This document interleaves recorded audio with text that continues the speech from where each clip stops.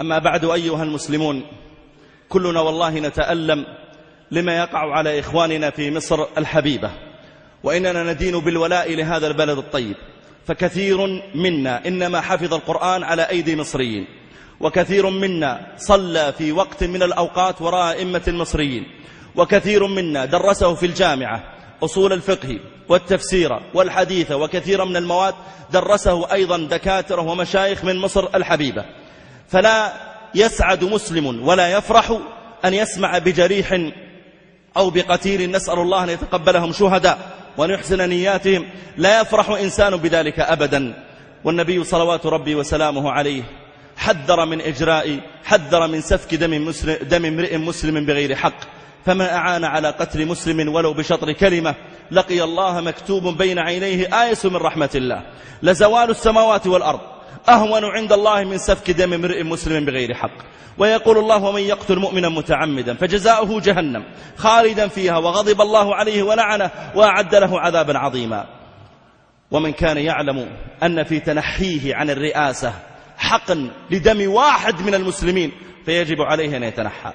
فهذا الحسن بن علي رضي الله تعالى عنه وأرضاه، سبط رسول الله صلى الله عليه وسلم وسيد شباب أهل الجنة، لما تولى الخلافة وتولى الخلافة أيضا معاوية رضي الله تعالى عنه في الشام، حرص الحسن بعد 6 أشهر على أن يجتمع مع معاوية على شيء فلم يستطع، فحرصا من الحسن وهو خليفة على أن يحقن دماء المسلمين ولا تقوم حرب ولا يقوم شيء من اللجج وسفك الدماء والجرحى، حرصا على ذلك تنازل عن الخلافة لمعاوية رضي الله تعالى عنه، وبدل ما كان خليفة للمسلمين أصبح واحد من الرعية، ولم ينقص ذلك من قدره أبدا، فهو سبط رسول الله صلى الله عليه وسلم وسيد شباب أهل الجنة.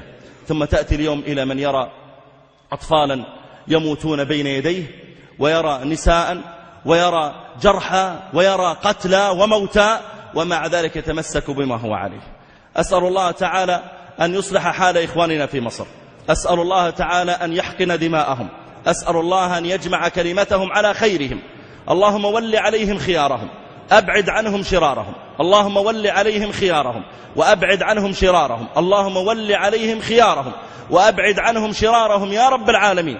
اللهم اجمع كلمتهم على أحبهم إليك وأكثرهم طاعة لك يا رب العالمين. اللهم اجمع كلمتهم على الحق والهدى يا ذا الجلال والإكرام يا رب العالمين. اللهم من أراد أن يشق صفهم أو أن يفسد ذات بينهم، اللهم فرد كيده في نحره واجعل تدبيره تدميرا عليه يا قوي يا عزيز.